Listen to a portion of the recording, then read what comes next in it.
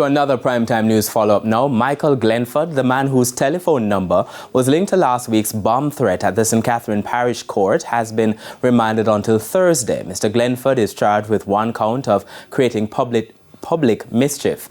When the matter was called up in the Kingston and St. Andrew Parish Court this morning, Mr. Glenford's attorney, Damian Heslop, argued that his client, who operates a wholesale and liquor store in Spanish Town, St. Catherine, is innocent.